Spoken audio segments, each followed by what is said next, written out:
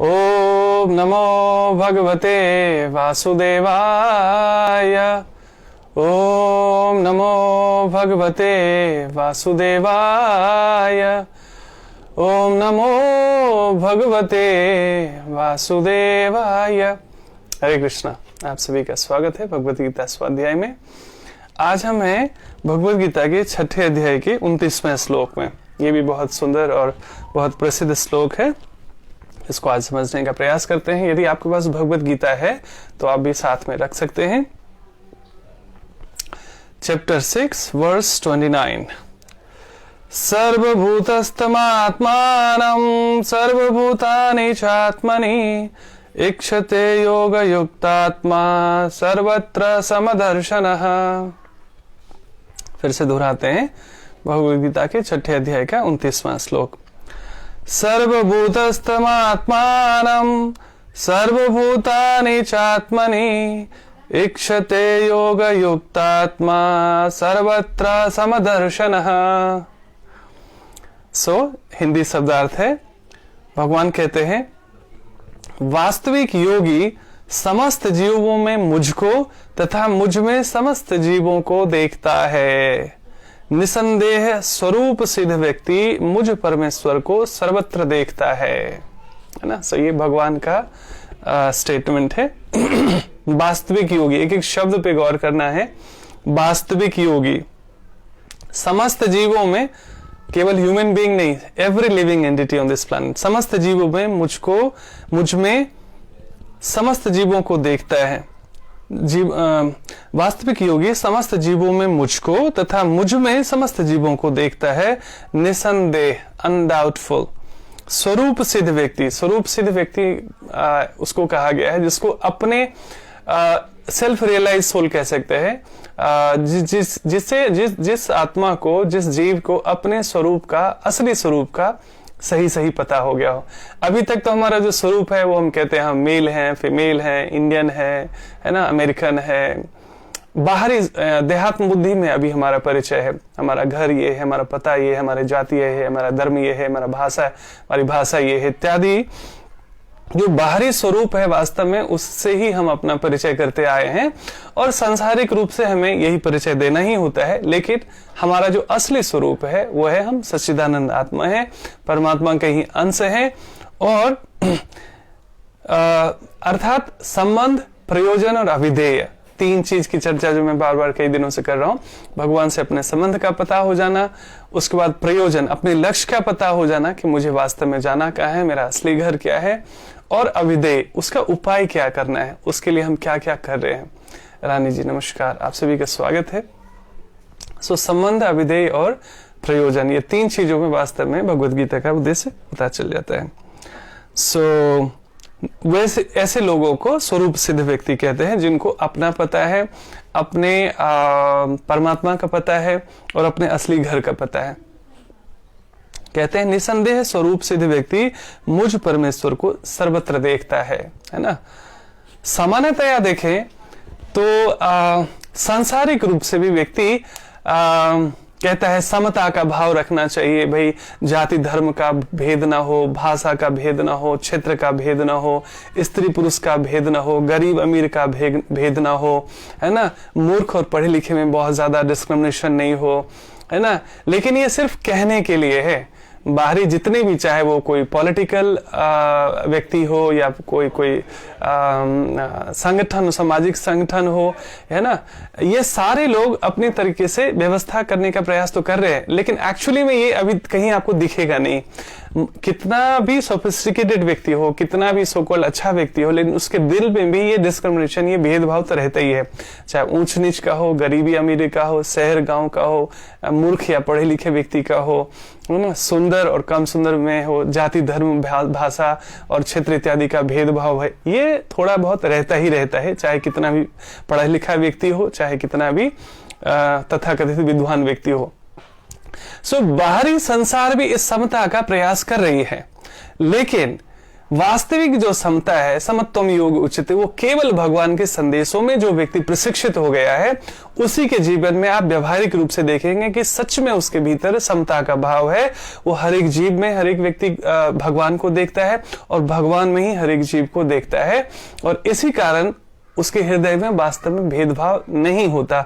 और वो जब तक रत्ती भर भी भेदभाव बचा हुआ है, इसका मतलब वो एक्चुअली भगवान का अच्छा बच्चा बनानी है, भगवान का अच्छा भक्त बनानी है, अच्छा साधक बनानी है, योगी बनानी है, ऐसा मानना चाहिए, है ना। चाहे वो गृहस्थ जीवन में हो, चाहे कोई संन्यास जीवन में हो, जब तक ये भेदभाव है, जितनी मात्रा में, जितनी अधिक मात्रा में ये डिस्क्रिमिनेशन है उसके भीतर, उतना एक तो वो उलझता रहेगा, उतना वो अनकंफर्टेबल रहेगा उसका लाइफ।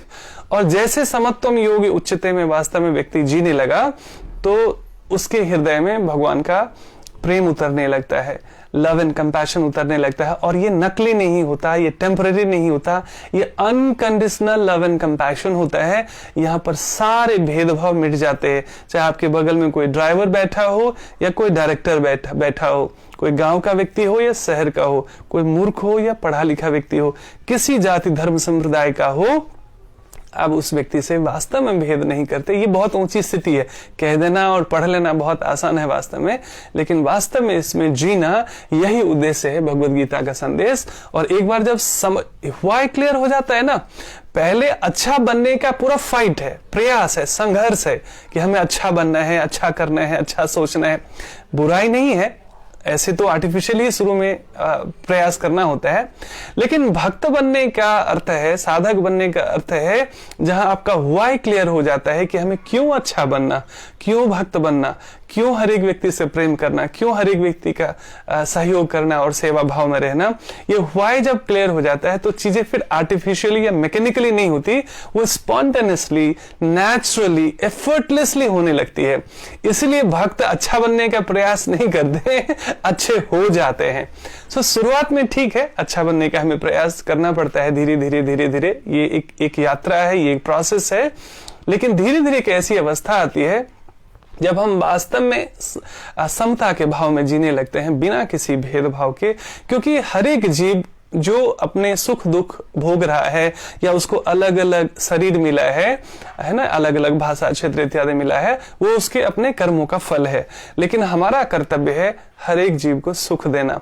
कम से कम सुख नहीं दे सकते तो किसी भी जीव को दुख ना देना, ये भी धर्म है। मनसा वाचा कर्मणा, किसी को दुख नहीं देना, यही पुण्य है वास्तव में, है ना। मन को जो पुनीत कर दे वही पुण्य है ना। और मनसा वाचा कर्मणा, किसी को दुख देना वही पाप है वास्तव में। और मनसा वाचा कर्मणा, किसी को सुख पहुंचाना, किसी की सेवा करना, किसी की सहायता करना, किसी को धर्म से जोड़ना, ईश्वर से जोड़ना, यही वास्तव में पुण्य है, यही धर्म है, और यही वास्तव में भगवद गीता का संदेश है। तो अभी जो है मैकेनिकली संसार, चाहे वो कोई सामाजिक संस्थान हो, कोई एनजीओ हो, कोई गवर्नमेंट हो, कोई देश हो, है ना, कोई व्यक्ति हो, ये हर व्यक्ति अपने तरीके से समाज सुधार का, समता लाने का, भेदभाव मिटाने का हर संभव प्रयास कर रहे हैं। लेकिन फिर भी वो उतना सफल इसलिए नहीं हो पाता क्योंकि जब तक खुद सेल्फ सस्टेनेबल ना हो, खुद प्रशिक्षित ना हो जाए एक एक व्यक्ति, तब तक वो नेचुरली, स्पॉन्टेनियसली और एफर्टलेसली वो अपने आप वो रिजल्ट दिखता नहीं है।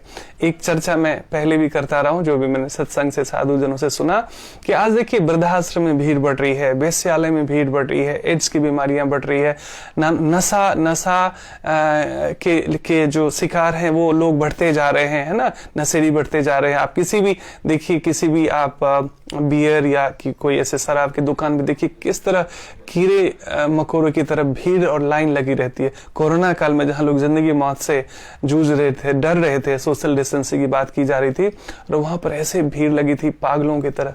ये सब क्या है? एडिक्टेड, ऐसे लोग गुलाम हो गए हैं वास्तव में, नशे के, मन के गुलाम हो गए हैं। इसलिए मन जो भी करता है, अप्रशिक्षित मन, अनट्रेन्ड मन जो भी करता है, वो उसके पीछे पीछे हो लेते हैं और फिर बाद में सफर करते हैं, बाद में दुखी होते, परेशान होते, फिर भाग्य और भगवान को दोष देते हैं, दुनिया को दोष देते हैं।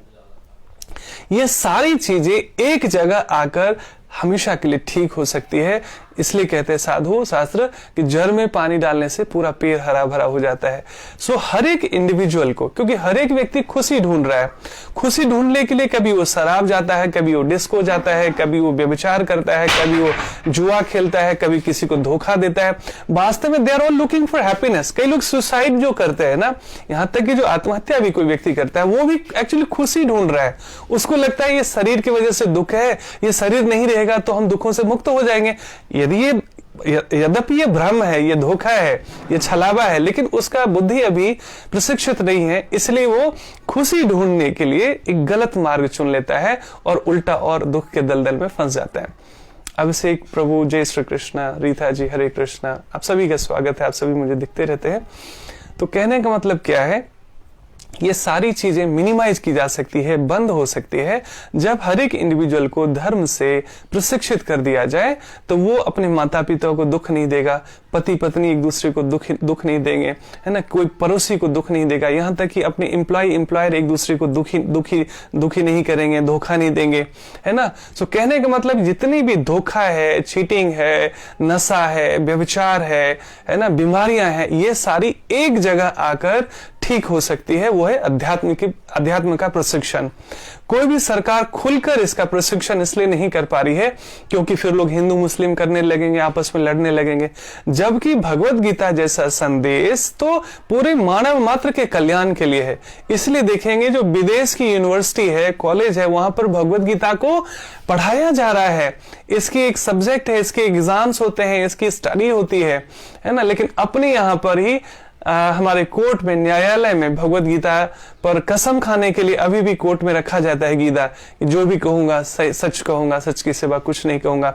लेकिन वही भगवत गीता स्कूल कॉलेज में पढ़ाया नहीं जाता। सो यही दुर्भाग्यपूर्ण है। तो केवल हर एक चीज सरकार नहीं कर सकती, हर एक चीज जो है शिक्षा मंत्रालय नहीं कर सकती। एज एन इंडिविजुअल हम सबको अपनी अपनी जिम्मेदारी लेनी होगी, क्योंकि हम सब तो खुशियां ढूंढ रहे हैं ना।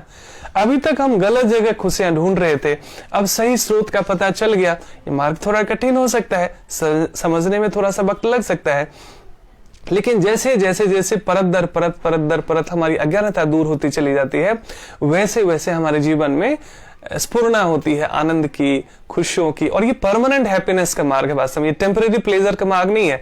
कोई नशा करता है, व्यभिचार करता है, बाह्य चीजों में जो भी संलग्न रहता है, उसको थोड़ी देर के लिए आनंद आता है, बाद में फिर वो बीमारीग्रस्त हो जाता है, दुखी हो जाता है, परेशान हो जाता है। हरे कृष्णा पूनम जी। सो कहने का मतलब क्या है, एकमात्र आध्यात्मिक प्रशिक्षण ही हर एक सामाजिक, व्यक्तिगत, पारिवारिक और वैश्विक और राष्ट्रीय समस्या को समाप्त कर सकती है। और चलिए, बड़ी बड़ी समस्या हम नहीं डील कर सकते, हम अपने ऊपर तो काम कर सकते हैं, अपने फैमिली के ऊपर तो काम कर सकते हैं। जो हमारे नियर एंड डियर है, जिनको हम जानते हैं, उनको तो हम अपने व्यवहार से, अपने आनंद से, अपने अच्छे संस्कार से प्रेरित कर ही सकते हैं। सो जैसे आध्यात्मिक प्रशिक्षण से हम गुजरते हैं तो हमारा खान पान सुधर जाता है, हमारी थॉट पैटर्न बदल जाती है, हमारी जो जितने भी कंट्रीब्यूशन है, कचरा, गार्बेज इन गार्बेज आउट, पूरे दिन जब हम गलत इंफॉर्मेशन डाउनलोड करते रहते हैं ब्रेन में, तो एक गलत प्रोग्रामिंग होती है। तो हमारी सोच, हमारा व्यवहार, हमारी वाणी, हमारा एटीट्यूड, सब कुछ कंटेमिनेटेड रहता है, जो ना हमें सुख देता है ना किसी और को। जैसे जैसे हम कृष्ण भावना भावित होते जाते हैं, जैसे जैसे भगवान के संदेशों में हम जीते जाते हैं, समझने लगते हैं इन संदेशों को, तो हमारा मेंटल पीस बढ़ता है, हमारा फिजिकल हेल्थ बढ़ता है, फिर फैमिली हेल्थ बढ़ता है, आपस में रिलेशनशिप अच्छे होते हैं, हार्मनी एस्टैब्लिश होती है, संबंधों में मधुरता आती है। क्योंकि हर एक व्यक्ति खाली है, इसलिए आपस में लड़ाइयां हो रही है। हर एक व्यक्ति लव, केयर एंड रिस्पेक्ट ढूंढ रहा है एक दूसरे से, लेकिन हर एक व्यक्ति खाली है तो दूसरों को कैसे फुलफिल करेगा। सो स्वाध्याय से, सत्संग से, साधना से हम खुद को इनरिच कर पाते हैं, खुद को नरिश कर पाते हैं, तो unconditional love, care and respect spread होता है जहां भी हम जाते हैं। सो ऐसा व्यक्ति किसी को भी दुख नहीं पहुंचाएगा, न केवल अपने नियर एंड डियर को, किसी भी लिविंग एंटिटी को, किसी भी जीव को कष्ट नहीं देगा। क्योंकि भगवत गीता का संदेश क्या बता रही है आज 6 अध्याय के 29वें श्लोक में भगवान कह रहे हैं, वास्तविक योगी मतलब जो भगवान के संदेशों में पूर्ण श्रद्धा रखता हो, उस पर चलने का प्रयास करता हो, समस्त जीवों में मुझको तथा मुझ में समस्त जीवों को देखता है। तो हम कैसे भेदभाव कर सकते हैं? निसंदेह स्वरूप सिद्ध व्यक्ति, स्वरूप सिद्ध व्यक्ति जिसको अपने संबंध का पता चल गया परमात्मा से, अपने असली घर का पता चल गया और उसके लिए उपाय भी वो कर रहा है स्वाध्याय सत्संग साधना सेवा से, तो ये अविधेय क्लियर हो गया। निसंदेह स्वरूप सिद्ध व्यक्ति मुझ परमेश्वर को सर्वत्र देखता है ना। अन्यथा अज्ञानता में हम कहते हैं जी भगवान दिखाओ जी, भगवान दिखाओ जी, भगवान क्यों नहीं दिखते, भगवान क्यों नहीं दिखाई देते। अब इसको भगवान की जो ये दिव्य चक्षु है, ये आध्यात्मिक आंख अगर विकसित नहीं हुई तो इन चर्म चक्षुओं से तो हम अपनी पीठ भी नहीं देख सकते, अंधेरे में हम अपनी हाथ भी नहीं देख सकते, तो परमात्मा तो बहुत ऊंची बात है। तो एक चर्म चक्षुओं के अलावा भी एक आध्यात्मिक आंखें विकसित होती है जब हम स्वाध्याय सत्संग साधना में प्रगति करते हैं, तब वास्तव में हम परमात्मा को हर एक जीव में देख पाते हैं, सर्वत्र देख पाते हैं। तात्पर्य समझ लेते हैं प्रभुपाद द्वारा। श्रील प्रभुपाद की जय। ओम अज्ञानतिमिरान्धस्य ज्ञानाञ्जनशलाकया चक्षुरुन्मिलितं येन तस्मै श्रीगुरुवे नमः। वाञ्छाकल्पतरुभ्यश्च कृपासिन्धुभ्य एव च पतितानां पावनेभ्यो वैष्णवेभ्यो नमो नमः। जय श्री कृष्ण चैतन्य प्रभु नित्यानंद, श्री अद्वैत गदाधर श्रीवासादि गौर भक्त वृंद। हरे कृष्णा कृष्ण कृष्ण हरे हरे, हरे राम राम राम हरे हरे। नमो विष्णुपदाय कृष्ण पृष्ठाय भूतले श्रीमते भक्ति वेदांत स्वामिनिति नामिने। नमस्ते सरस्वती देवी गौरवाणी प्रचारिणे, निर्विशेष शून्यवादी पाश्चात्य देश तारिणे। हरे कृष्ण।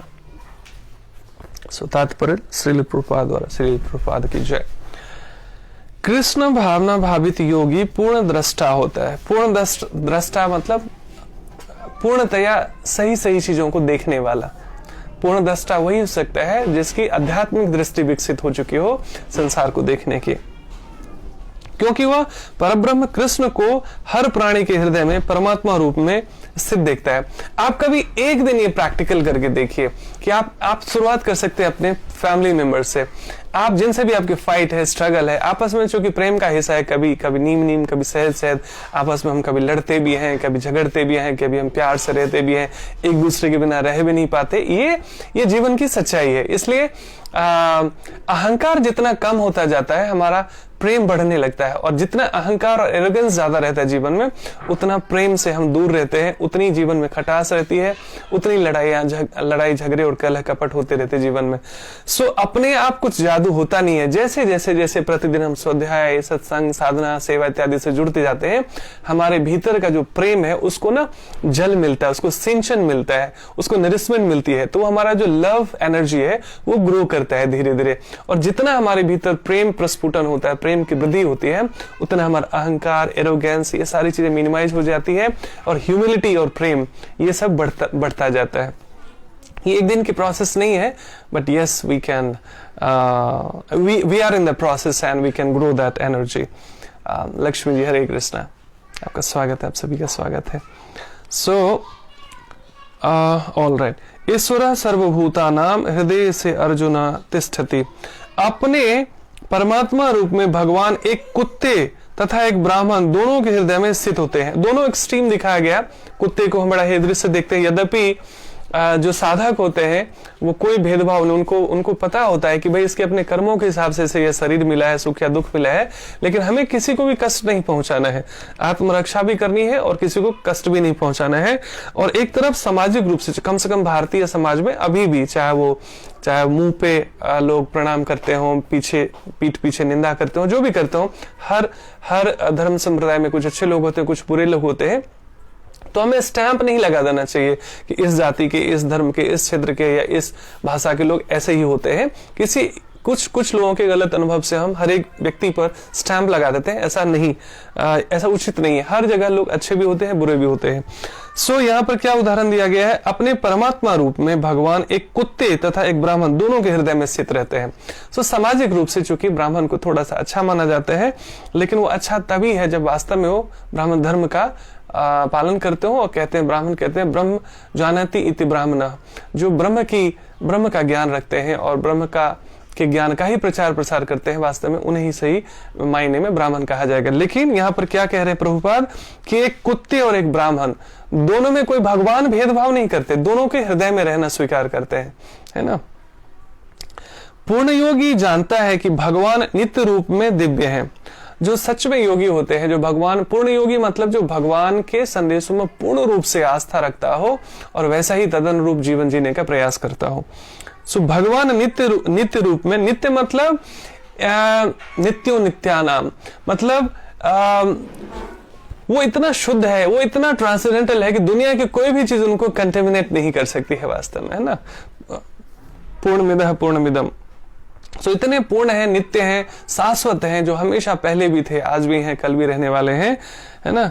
दिव्य हैं, डिवाइन हैं, और कुत्ते या ब्राह्मण में स्थित होने से भी भौतिक रूप से प्रभावित नहीं होते। चाहे भगवान कुत्ते के हृदय में भी रहते हैं तो दूषित नहीं होते, क्योंकि भगवान बहुत बहुत बहुत, इसकी शायद कोई शब्द ही नहीं बने होंगे, इतने दिव्य हैं भगवान।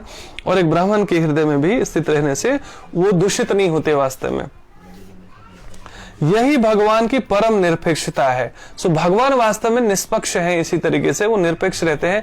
ऐसा नहीं वो सांसारिक रूप से क्या होता है ना, हम किसी के फेवर में होते हैं, किसी के विरोध में होते हैं, भगवान ऐसा कुछ भेदभाव नहीं करते। यद्यपि जीवात्मा भी एक एक हृदय में विद्यमान है, किंतु वह एक साथ समस्त हृदयों में सर्वव्यापी नहीं है। अब जैसे कहा गया ना, we are also all pervading, but we are all pervading within this body. हम भी सर्वत्र व्याप्त हैं, लेकिन केवल इस शरीर में। जैसे पैर में भी एक मच्छर भी काटता हो, एक पिन भी चुभता हो, तो तुरंत ब्रेन को, न्यूरो सिस्टम से इंफॉर्मेशन जाती है कि वहां कुछ अनकंफर्ट है, तो हम चाहे हाथ चलाते हैं, चाहे पैर हटा लेते हैं। सो हम पूरे शरीर में व्याप्त है आत्मा रूप में। वैसे ही, लेकिन हम सीमित हैं केवल एक शरीर में, लेकिन परमात्मा व्याप्त है। गॉड इज ऑल परवेडिंग, वो पूरे संसार में व्याप्त है ना। इसका कैसे पता चलेगा?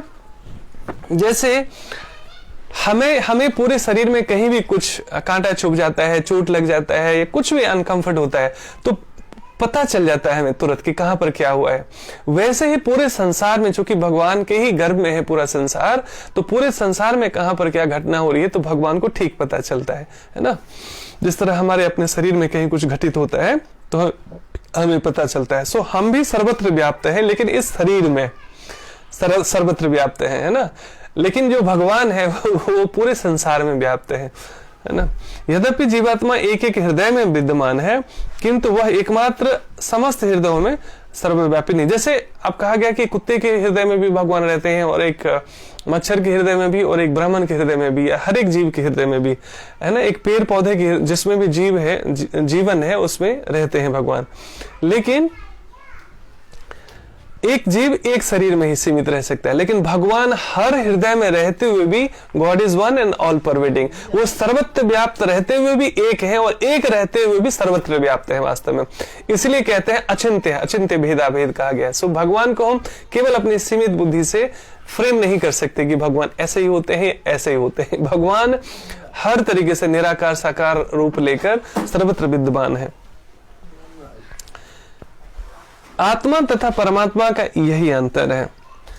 जो वास्तविक रूप से योगाभ्यास करने वाला नहीं है, और यहां पर केवल आसन प्राणायाम की बात नहीं हो रही है, वो सब तो है शारीरिक कल्याण के लिए और आत्मिक उत्थान के लिए। क्योंकि देखिए, शरीर आपका स्वस्थ रहेगा तभी ज्ञान की बात भी समझ में आएगी, तभी भगवान की बात भी समझ में आएगी, तभी आत्मा परमात्मा की बात भी समझ में आएगी।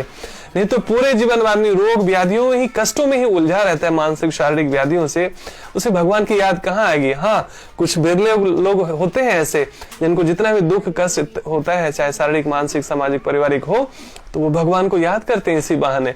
तो हर एक दुख का भी धन्यवाद जो हमें परमात्मा की याद दिलाता हो।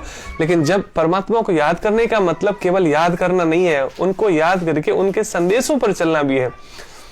हरे कृष्णा, जय गुरुदेव, हरि प्रभु, स्वागत है आपका। सो परमात्मा को याद करने का मतलब है केवल अपने काम निकालने के लिए नहीं, और यदि केवल अपने काम निकालने के लिए भी परमात्मा को याद करना हो, तो वास्तव में सच्चा याद करना होगा कि भगवान क्या कहते हैं, उनके संदेशों को थोड़ा पलट के पढ़ना, सुनना, समझना, तभी वास्तव में कल्याण होगा। नहीं तो एक डॉक्टर, जैसे मान लीजिए हमारे पास कोई डाइट प्लान के लिए आते हैं, तो मैंने उनको डाइट प्लान बना दिया, पता चला डेली डाइट प्लान की वो धूप अगरबत्ती दिखा रहे हैं, उससे कुछ प्रॉब्लम ठीक होगा क्या? है ना, उनको फॉलो भी करना पड़ेगा। वैसे ही केवल भगवद गीता का पूजा पाठ या अगरबत्ती दिखाने से बात नहीं बनेगी, कोई ट्रांसफॉर्मेशन नहीं आएगा। वास्तव में इसे थोड़ा सा ओपन करके इस ज्ञान रूपी औषधि का सेवन भी करना पड़ेगा, तभी वास्तव में ट्रांसफॉर्मेशन आएगा। सो भगवान सदैव उपलब्ध है अपने ज्ञान के रूप में हमारा कल्याण करने हेतु, हमें मार्गदर्शन देने हेतु। लेकिन हुआ क्या, जन्म से लेकर मृत्यु तक, अंतिम सांस तक हम क्या करते हैं कि केवल दर्शन करते हैं। एक्सक्यूज मी, आप लोगों का आवाज आ रहा है इतनी तेज। हरे कृष्ण। सो केवल हम लोग मंदिर चले जाते हैं, पूजा पाठ करते हैं, अगरबत्ती दिखा लेते हैं, फूल चढ़ा देते हैं, अक्षत चला देते हैं, यज्ञ हवन कर लेते हैं, तीर्थाटन भी कर लेते हैं, दान भी कर लेते हैं, लेकिन भगवान के ज्ञान में कोई रुचि नहीं रखते हैं। तो ये दीपक तले अंधेरा है। कोई बच्चा स्कूल चला जाए, कॉलेज चला जाए, कितना भी रेगुलर रहे, सब कुछ करता रहे, लेकिन क्लास ये अटेंड ना करे, कोई जिज्ञासा ही ना करे अपने शिक्षक से, तो वो जीवन भर चाहे स्कूल जाता रहे, कोई ट्रांसफॉर्मेशन नहीं आने वाली है ना। तो कहने का मतलब क्या है कि हम सब भगवान को मानते हैं, बहुत अच्छी बात है, लेकिन भगवान की कब मानेंगे? और जब से हम भगवान की यानी भगवान के संदेशों को मानना शुरू करते हैं, उसी दिन से एक्चुअली ट्रांसफॉर्मेशन आना शुरू हो जाता है। सो केवल फॉर्मेलिटी से, केवल कर्मकांड से, केवल पूजा पाठ से, इसका मतलब ये नहीं कि पूजा पाठ और कर्मकांड करना नहीं है, निश्चित रूप से कीजिए, ये भी, उसका भी अपना एक विज्ञान है, उसका भी एक अपना डिसिप्लिन है। जैसे बचपन में हमें ब्रश करना अच्छा नहीं लगता था ब्रश नहीं करना पड़े वैसे ही खाना, बस मुझे वैसे ही ब्रेकफास्ट लेना है। लेकिन हमारे माता पिता ने बार बार प्यार से, कभी डांट कर, कभी आंख दिखाकर एक रिचुअल सिखाया कि बेटा डेली स्नान भी करना है, डेली ब्रश भी करना है ना। वो अगर रिचुअल्स अगर हमें नहीं सिखाया जाता तो सोचिए क्या हाल होती। अगर कोई हॉल में कोई व्यक्ति मिलता और बिना ब्रश किए हुए 500 लोग होते उस हॉल में, सोचिए वो हॉल रहने लायक होता क्या? वैसे ही इस संसार में कुछ रिचुअल्स जो हमारे साधु ऋषि मुनि देते आए हैं, हमारे साधु और शास्त्र देते आए हैं, उसका अर्थ है कि जो हमारा ये जो सांसारिक जीवन है वो भी बहुत अच्छे से हम चला सके, मैनेज कर सके, है ना, एक दूसरे का सम्मान कर सके। कुछ रिचुअल्स, जल्दी उठना, सवेरे स्नान करना, पूजा पाठ करना, ध्यान इत्यादि करना, योग करना, सात्विक आहार लेना, समय पर सो जाना, है ना, ये सारे रिचुअल्स जो है ये कोई बांधने के लिए नहीं है। प्रणाम मनोरंजन साहू प्रभु, है ना, ये सारी डिसिप्लिन जो है हमारे शारीरिक मानसिक स्वास्थ्य के लिए है ना। सवेरे स्नान करने से किसको लाभ होगा? टाइम पे ब्रेकफास्ट लेने से किसको लाभ होगा? योगासन प्राणायाम ध्यान करने से किसको लाभ होगा? आपको लाभ होगा सबसे पहले, है ना। सो कहने का मतलब क्या है, ये सारी चीजें हमारे अपने सेल्फ रियलाइजेशन के लिए है, अपने लाभ के लिए है। इतना स्वार्थी हम सबको होना चाहिए। आत्मा तथा परमात्मा का यही अंतर है। जो वास्तविक रूप से योगाभ्यास करने वाला नहीं है वह इसे स्पष्ट रूप में नहीं देखता, है ना। कहने का मतलब जो हर एक जीव में परमात्मा को नहीं देख पाता वो अभी वास्तविक रूप से योगाभ्यासी उसको नहीं कहा जा सकता है। एक कृष्ण भावना भावित व्यक्ति कृष्ण को आस्तिक तथा नास्तिक दोनों में देख सकते हैं। ये देखिए बहुत ऊंची स्टेटमेंट है। सामान्यतः क्या होता है कि जो लोग भगवान को नहीं मानते हम उसको हे दृष्टि से देखने लगते हैं। अरे ये तो नास्तिक है, ये तो मूर्ख है, ये तो पता नहीं ऐसे है वैसे। ना ना ना ना ना ना, वास्तविक योगी समदर्शी होता है, चाहे कोई भगवान को मानता हो ना मानता हो, आस्तिक हो नास्तिक हो, है ना, उसको बराबर दृष्टि से देखता है। क्यों? क्योंकि जब तक हमें खुद पता नहीं था सत्संग का, हम भी उठपटांग बातें किया करते थे, उठपटांग प्रश्न किया करते थे, कुछ भी बोलते थे, कुछ भी करते थे। हम इनोसेंट थे तो हम गलतियां करते थे। मेरे जीवन का भी कुछ साल ऐसा रहा जब मैं 11th और 12th में था, इंटरमीडिएट साइंस ISC में था मैं। उस समय लगता था विज्ञान की कुछ किताबें पढ़ के कि भगवान कुछ होते नहीं है। अब मुझे हंसी आती उन चीजों पे। मैं उतना मेच्योर नहीं था, लेकिन भगवान की ऐसी व्यवस्था हुई कि मुझे स्वाध्याय से, सत्संग से, साधना के माध्यम से ऐसे उंगली पकड़ कर ऐसे साधकों के बीच से गुजारा कि अब मैं रियलाइज कर रहा हूं कि वो क्या शक्ति है, उसमें क्या शक्ति है और उसकी क्या व्यवस्था है वास्तव में। तो कहने का मतलब क्या है कि जो लोग नास्तिक भी हैं, जो लोग भगवान को नहीं भी मानते, उसे भी चिढ़ना नहीं चाहिए, उनको बुरे शब्द नहीं बोलने चाहिए। आपके प्रेम से, आपके अच्छे व्यवहार से नास्तिक व्यक्ति भी आस्तिक हो सकता है। लेकिन कई लोग नास्तिक होते आस्तिक लोगों के बुरे व्यवहार से। साधु का वेश धारण कर लिया, तिलक धारण कर लिया, माला पहन लिया, कंठी पहन लिया, जब भी कर रहे और फ्रॉडगिरी कर रहे हैं, लोगों को चीट कर रहे हैं, धोखा दे रहे हैं, है ना, गलत गुमराह कर रहे। कहने का मतलब क्या है कि तथाकथित ऐसे नकली लोगों के वजह से कई लोगों की आस्थाओं पर चोट पहुंचता है और वो कहते हैं मैं तो नास्तिक ही सही, है ना। मैंने अभी थोड़े दिन पहले एक स्टेटमेंट दिया था कि जो लोग भगवान को नहीं मानते लेकिन जीवन भर अच्छे कर्म करते रहते हैं, वो उन लाखों लोगों से बेहतर है जो भगवान को भी मानते हैं एक तरफ और पूरे जीवन पापाचार करते रहते हैं, अधार्मिक कार्य करते रहते हैं, है ना, पापपूर्ण सिंफुल एक्टिविटीज में इंडल्ज रहते हैं ना, भगवान से भी डरते नहीं। भगवान को मानने का अर्थ है भगवान को 24 घंटे देखना कि वो मुझे देख रहा है साक्षी बनकर, तो मुझे उनके नजर में अच्छा बच्चा बनना है, उनको इंप्रेस करना है। संसार कुछ भी करने से इंप्रेस नहीं होने वाले। मैं शुरू से ही डे वन से एक चीज रिपीट कर रहा हूं कि हमको पीपल कॉन्शियस से गॉड कॉन्शियस की यात्रा है वास्तव में, है ना। जितने में हम पीपल कॉन्शियस रहेंगे, हम थ्रू आउट लाइफ देखिए हम क्या कर रहे हैं, चाहे हमारा ड्रेसिंग्स हो, चाहे हमारा एजुकेशन हो, हमारा गाड़ी हो, बंगला हो, जो कुछ भी हो, किसके लिए हम करते हैं एक्चुअली? सोसाइटी को, लोगों को इंप्रेस करने के लिए करते हैं। फिर भी हर एक व्यक्ति इंप्रेस होता नहीं है और उसकी वजह से लोग का दिल टूट जाता है, डिप्रेशन में भी चले जाते हैं। लेकिन जैसे ये मेंटल शिफ्ट हो गया, that the whole journey of spiritual life is conscious shift from people conscious to God conscious, ना। लोग के सबसे बड़ा रोग क्या कहेंगे लोग? सो लोगों को इंप्रेस करने के बजाय परमात्मा को इंप्रेस करना है। यही धर्म का मार्ग है, यही अध्यात्म का मार्ग है और भगवान वहां भी देख सकता है जहां संसार नहीं देखता हमें। तो जैसे ही हम गॉड कॉन्शियस होते हैं 24 घंटे के लिए, तो हमारा जो डीलिंग अप्रोच है, हमारा जो एटीट्यूड है, हमारी थॉट प्रोसेस है, हमारी एक्टिविटीज है, सब दिव्य हो जाती है, डिवाइन हो जाती है। फिर अच्छा बनने की कोशिश नहीं करनी पड़ती, हम अच्छे हो जाते हैं। दोनों में जमीन आसमान का फर्क है। यद्यपि जो व्यक्ति अच्छा बनने का भी प्रयास कर रहा है उसको अप्रिशिएट करना चाहिए, प्रयास तो कर ही रहा है, लेकिन धीरे धीरे जब तक व्यक्ति स्पिरिचुअली एडवांस नहीं हो, जब तक व्यक्ति आध्यात्मिक नहीं हो, तो अच्छा बनने का ड्रामा कर सकता है ना, स्ट्रगल कर सकता है, फाइट कर सकता है और वो फिर वो गिल्ट फीलिंग में भी रहेगा, अरे अच्छाई का जमाना नहीं है, अच्छा बनने से नुकसान होता है, ये वो, क्योंकि अभी वो स्पिरिचुअली एडवांस नहीं है, इसलिए वो अच्छेपन में भी उसको लगता है कि कुछ कमी है, अच्छा बनना भी उसको लगता है कि दोष है, कमी है, नुकसान होता है इससे। इसका मतलब वो व्यक्ति आध्यात्मिक नहीं हुआ है। इसीलिए ये एक बहुत बड़ा अंतर है people conscious to God consciousness में शिफ्ट होने में। सो हमें वास्तव में अपनी यात्रा में, हरे कृष्णा आस्था, स्वागत है आपका। सो हमें actually people conscious to God conscious होना है।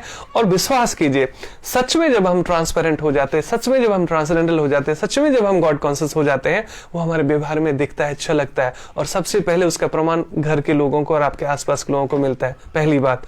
और जैसे ही आप परमात्मा को इंप्रेस कर लेते हैं, संसार यूं इंप्रेस हो जाती है, बिलीव में, है ना, क्योंकि संसार को इंप्रेस करना आपकी प्रायोरिटी रह नहीं जाती। और जब आपकी प्रायोरिटी नहीं रह जाती, पूरा प्रायोरिटी शिफ्ट हो जाता है ईश्वर को, परमात्मा को इंप्रेस करने में, तो हमारी सारी एक्टिविटीज चेंज हो जाती है, ट्रांसेंडेंटल हो जाती है, ट्रांसपेरेंट हो जाती है, संसार अपने आप इंप्रेस हो जाती है, क्योंकि सारी आपकी एक्टिविटीज बहुत अच्छी हो जाती है।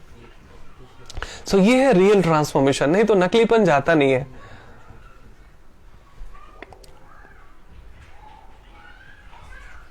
एक कृष्ण भावना भावित व्यक्ति कृष्ण को आस्तिक तथा नास्तिक दोनों में देख सकता है।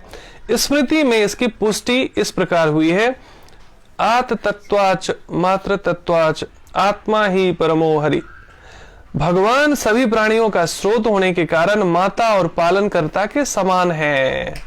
जिस प्रकार माता अपने समस्त पुत्रों के प्रति संभाव रखती है, जैसे माँ को कोई फर्क नहीं पड़ता एक बेटा डायरेक्टर है या एक बेटा ड्राइवर है, माँ को कोई फर्क नहीं पड़ता संसारिक सफलता से। एक माँ ही होती है पूरे संसार में।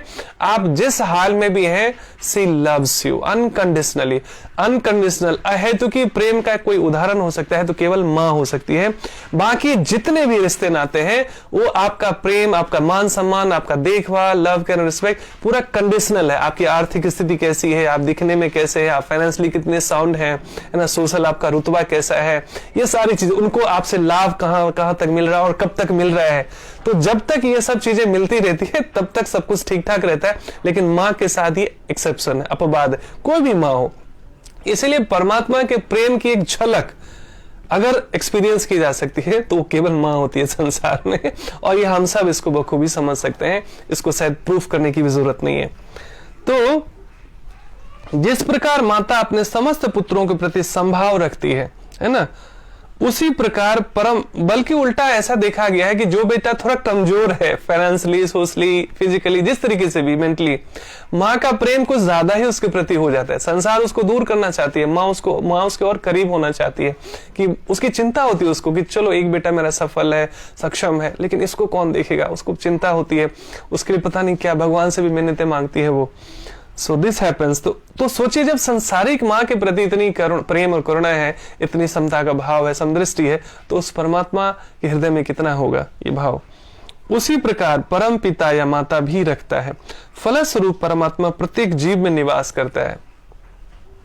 ब्रह्म रूप में से भी प्रत्येक जीव भगवान की शक्ति में स्थित है। जैसा कि 7वें अध्याय में बताया जाएगा, भगवान को दो मुख्य शक्तियां हैं, परा तथा अपरा। सो एक भगवान की अंतरंगा शक्ति है और एक बहिरंगा शक्ति है। वास्तव में अंदर और बाहर भगवान से अलग कुछ है ही नहीं। लेकिन जैसे मैंने कई बार पहले भी लेक्चर में बताया था, जैसे हमारा शरीर बना है तो उसमें 8 अपरा प्रकृति है, यानी पंचभूत का शरीर, आकाश, वायु, पृथ्वी और जल और अग्नि, ये 5 तत्व है, पंचभूत है, और मन, बुद्धि, अहंकार, ये 3 सूक्ष्म शरीर है।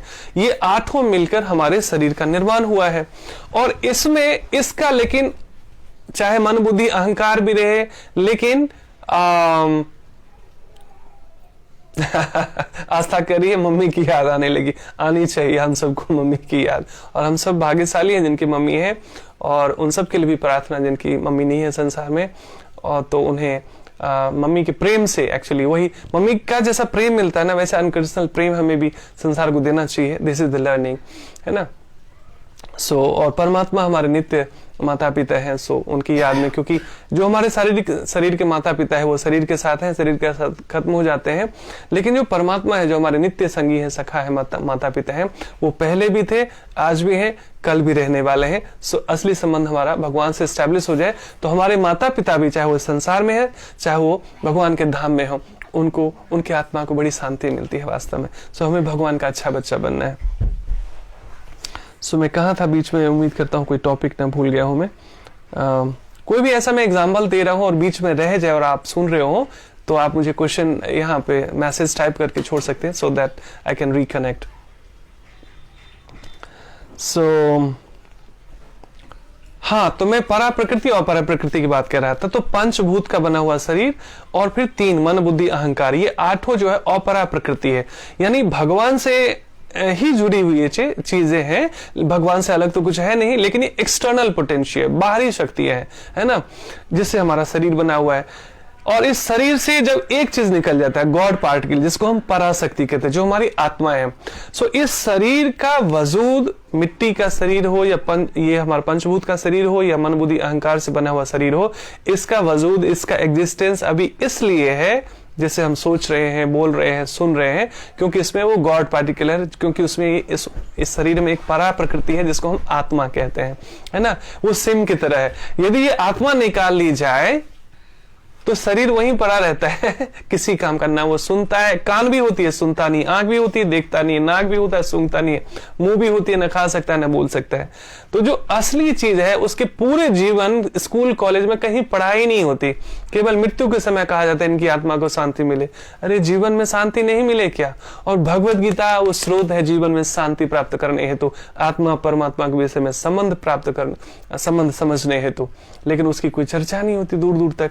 तो केवल ये ज्ञान पूरे इंसान को मिल जाए, चाहे वो दुनिया के किसी भी कोने में हो, तो वो एक अच्छा मानव बन जाता है। और एक अच्छा मानव ही अपने परिवार की, समाज की, राष्ट्र की सच में सेवा कर सकता है, ट्रांसपेरेंटली, मैकेनिकली नहीं तो आप देखिए ना, आजकल जो समाज सेवक भी है, बुराई नहीं है, वो प्रयास कर रहे हैं, लेकिन वो एफर्ट कर रहे हैं, स्ट्रगल है, फाइट है ना। कई बार उनमें हीन भावना भी आ जाती है, अरे मैं इतना करके क्या फायदा मिला मेरे को, क्या फायदा मिला मेरे को। लेकिन जो गॉड कॉन्शियस लोग होते हैं वो ये नहीं देखते क्या फायदा मिला, क्योंकि वो हर एक चीज सोचते हैं, अरे मेरे में शक्ति, मेरे में सामर्थ्य, मेरे में ज्ञान, मेरे में बुद्धि, मेरे में धन परमात्मा का दिया हुआ है ना, तो तेरा तुझको अर्पण क्या लगे मेरा। तो उनको देने का भी और सेवा का भी अहंकार नहीं होता कि मैं इतना करता हूं, मैंने ये सेवा किया, मैंने वो सेवा किया। This is called truly God conscious soul. है ना। ऐसा व्यक्ति कोई रिग्रेट नहीं करता, नहीं तो अच्छे लोग भी अच्छा ही छोड़ देते हैं, भलाई का जमाना नहीं जी, कोई प्रशंसा नहीं करता जी, कोई माला नहीं पहनाता जी, कोई नाम नहीं लेता जी। अरे क्या फर्क पड़ता है, किसी ने माला पहना दिया तो भी वाह वाह, परमात्मा को धन्यवाद, और किसी ने अपमान भी कर दिया तो भी वाह वाह। अरे परमात्मा को इम्प्रेस करना है मुझे, दुनिया को इम्प्रेस करना छोड़ दिया हमने। ये है सत्य का मार्ग, ये है एक्चुअली आध्यात्मिक मार्ग, ये है भक्ति का मार्ग। नहीं तो पूरे जीवन हम देखें तो संसार को प्रभावित करते रहते हैं और दुखी रहते हैं, अच्छा होकर भी हम दुख पाते हैं। सो जैसे जैसे आपका मेंटल शिफ्ट, कॉन्शियस शिफ्ट हो जाता है गॉड कॉन्शियस की तरफ, तो सुख का, आनंद का अनुभव करने लगते हैं आप, और ये खुद पता चलता है। जैसे आपका पेट भर गया हो, किसी और को बताने की जरूरत नहीं होती, आपको पता होता है कि अरे मेरा नाउ आई एम सेटिस्फाइड, अब तृप्त हो गया, अब मुझे कुछ नहीं चाहिए। वैसे ही आध्यात्मिक आनंद का भी एक अनुभव होता है जब आपको लगता है एक्चुअली। और इसका प्रभाव क्या है, जब आप आनंद स्प्रेड करेंगे। दुखी व्यक्ति क्यों दुखी स्प्रेड करता है, क्योंकि उसके पास जो है वही तो स्प्रेड करेगा। आनंद का पहला स्वभाव है कि आप अपने पास बचा के छुपा के रख नहीं सकते।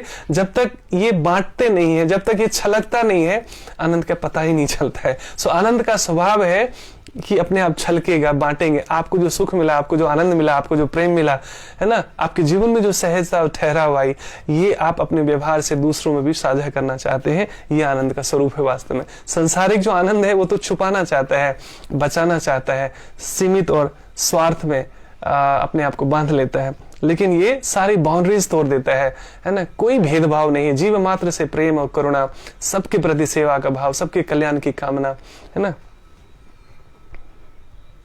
सो ये है परा प्रकृति और अपर प्रकृति, हमने ब्रीफ में समझने का प्रयास किया। तो कुछ भगवान की बहिरंगा शक्ति है, बाह्य शक्ति है, कुछ आंतरिक शक्ति है। सो यहां पर क्या समझने का प्रयास करते हैं हम लोग, बाह्य रूप से भी प्रत्येक जीव भगवान की शक्ति में स्थित है। जैसा कि 7वें अध्याय में बताया जाएगा, भगवान की दो प्रमुख शक्तियां हैं, परा तथा अपरा। जीव परा शक्ति का अंश होते हुए भी अपरा शक्ति से बद्ध है, जबकि हम सब एक्चुअली ट्रांसेंडेंटल सोल है, सच्चिदानंद आत्मा है। लेकिन संसार के संपर्क में आने से हम भी थोड़े से बंध जाते हैं। तो हमारे भीतर माया, मोह, आसक्ति, ये सब ज्यादा जब हो जाती है तो संसार के ही बारे में हम चिंतन करते हैं 24 घंटे। तो संसार के बारे में चिंतन करते हैं तो हमें संसार का दुख मिलता है, क्योंकि दुख खाली हम असतमय, संसार में दुख है और पूरे जीवन हम संसार और संसार के लोगों का ही चिंतन करेंगे तो बदले में क्या मिलेगा। और इसी से एक कॉन्शियस शिफ्ट हो जाए कि भगवान सच्चिदानंद विग्रह है, भगवान आनंद के स्रोत है। तो 24 घंटे भगवान के बारे में, भगवान की लीलाओं के बारे में, भगवान के संदेशों के बारे में, भगवान के भक्तों के बारे में जब हम 24 घंटे सोचते रहते हैं तो सपने भी भगवान के आते हैं। आप भगवान की नित्य लीला में कुछ न कुछ जो है उसमें आनंद ले रहे होंगे या उस लीला में भाग ले रहे होंगे। तो पूरे जीवन, पूरे दिन 24 घंटे आपका संसार चिंतन में रहता है ना। उसने क्या किया, उसने क्या किया, उसने क्या किया, तो आपको सपने भी संसार के आते हैं, है ना। और यदि पूरे जीवन, पूरे दिन आप अधिक से अधिक स्वाध्याय करते हैं, अधिक से अधिक सत्संग सुनते हैं, अधिक से अधिक भक्तों की चर्चा करते हैं, भगवान की चर्चा सुनते हैं, भगवान का संदेश सुनते हैं, तो भगवान का चिंतन आएगा ना। विचार भी भगवान के आएंगे, आपको बुद्धि भी भगवान देंगे, आप जो भी करेंगे बेहतर करेंगे। रात को सपने भी आएंगे तो भगवान के आएंगे। ये सहज सूत्र साझा कर रहा हूं मैं, ये मेरा व्यक्तिगत अनुभव भी है और साधु भी यही बताते हैं, है ना। सो जीवन में हम जो कुछ भी चाहते हैं ना, वैसे ही फाइल्स ज्यादा डाउनलोड करनी पड़ेगी। दुख चाहिए तो संसार के क्यों कहा कैसे में उलझते रहिए और दुख बढ़ाते रहिए जीवन में। अभी तक हम वही करते रहे बाय डिफॉल्ट। और सुख चाहिए, आनंद चाहिए तो आनंद के स्रोत के पास जाना पड़ेगा ना, है ना। मिठाई के दुकान में जाएंगे तो मिठाई मिलेगा ना, कपड़े की दुकान में मिठाई नहीं मिलती है। तो संसार समझ लीजिए कपड़े की दुकान है और आपको मीठा आस्वादन करना है, आपको आनंद का आस्वादन करना है। तो वास्तव में केवल स्वाध्याय से, सत्संग से, साधना से और ईश्वरीय संदेशों में सेवा करने से ऐसा संभव है। हाँ, जीव पराशक्ति का अंश होते हुए अपराशक्ति से बद्ध है ना। तो जब जब भी हम ये ज्ञान भूल जाते हैं कि हम वास्तव में कौन है, तो हम अपने संसार से ही केवल संबंध अपना जोड़ लेते हैं। ये मेरा माता है, मेरे पिता है, मेरा घर है, मेरे बच्चे हैं, मेरा धन है, मेरा बैंक है, मेरा गाड़ी है, मेरी प्रतिष्ठा है, मेरे ये है, मेरे अपने हैं, मेरे पराये हैं। तो पूरे जीवन भर जब हम इसी जाल में, इस झंझावतों में उलझे रहते हैं तो कहां से आएगी भगवान की याद।